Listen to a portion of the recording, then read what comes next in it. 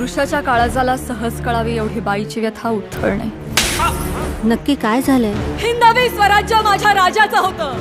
त्यांच्या दरबारात आया बहिणींना मान सन्मान दिला जायचा. या दरबारात मिळणार आहे का तुम्हाला? फुलवंतीबाई, तुम्हाला न्याय मिळणार.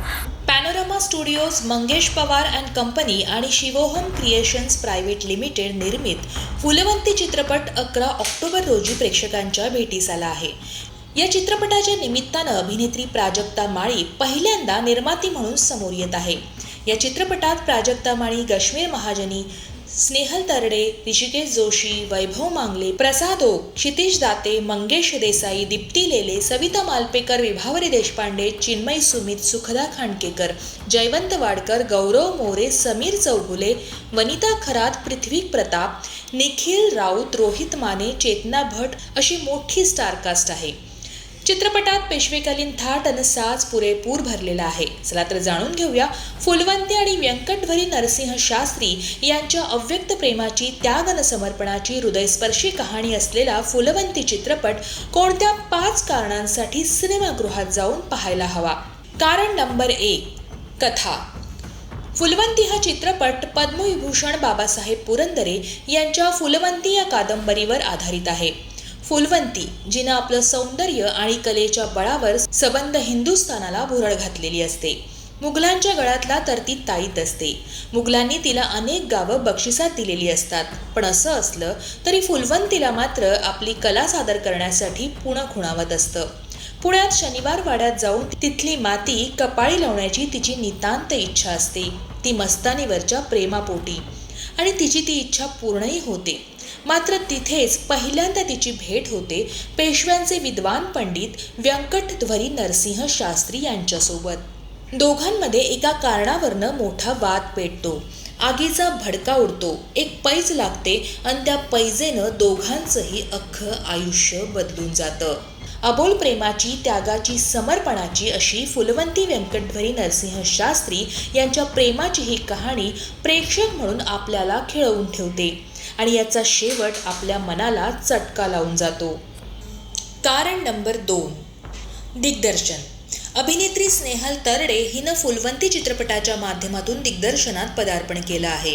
पेशवेकालीन चित्रपट, त्याचा इतका मोठा साज, थाट असूनही ज्या पद्धतीचं सादरीकरण चित्रपटाच्या माध्यमातून केलं गेलं आहे त्यावरनं मुळीच वाटत नाही की हा स्नेहल तरडेचा दिग्दर्शक म्हणून पहिलाच चित्रपट आहे.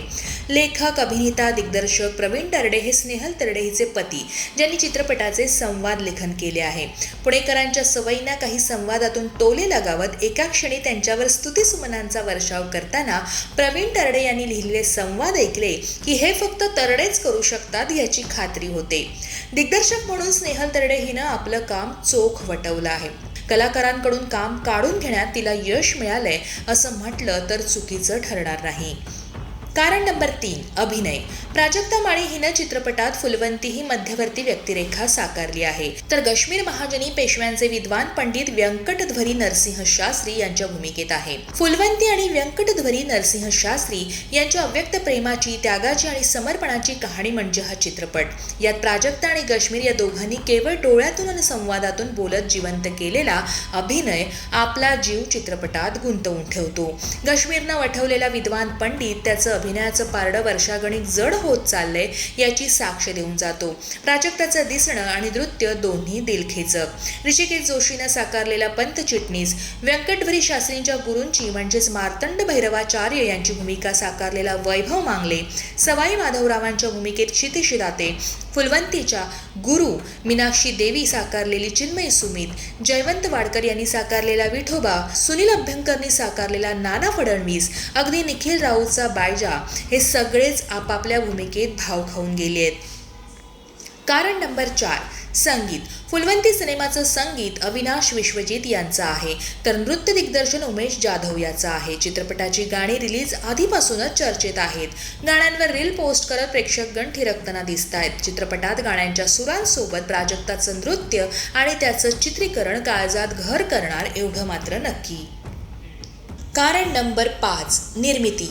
फुलवंती चित्रपटात संपूर्ण पेशवेकालीन काळ उभा करण्यात आलाय. चित्रपटात दिसणारा शनिवारवाडा, महाल, भारदस्त वाडे, त्यांचा डौल जणू कैक वर्षांपूर्वीचं पुणे आपण याची देही याची डोळा पाहतोय असं वाटत राहतं. प्राजक्तानं निर्माती म्हणून उचललेलं धनुष्य अचूक पेलल्याचं दिसून येत आहे.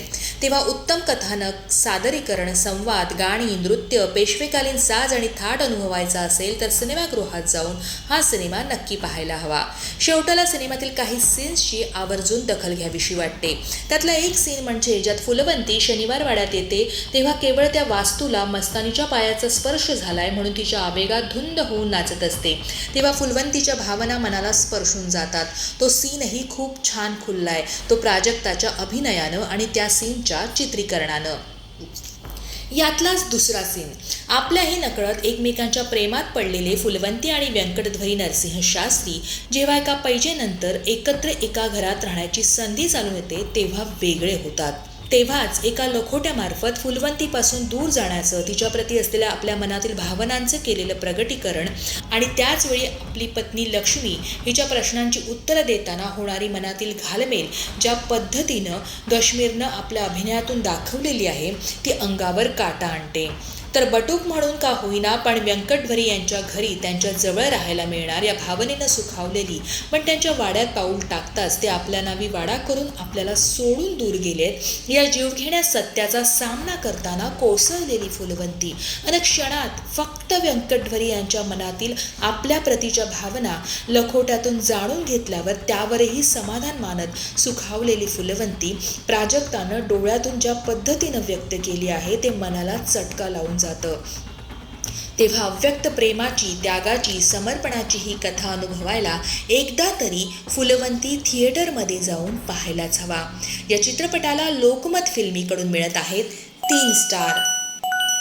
नाचात काहींना शौक दिसतो तर काहींना कला. प्रश्न नजरेचा आहे. ती साफ असेल तर फुलवंतीत पण तुम्हाला दुर्गाच दिसेल.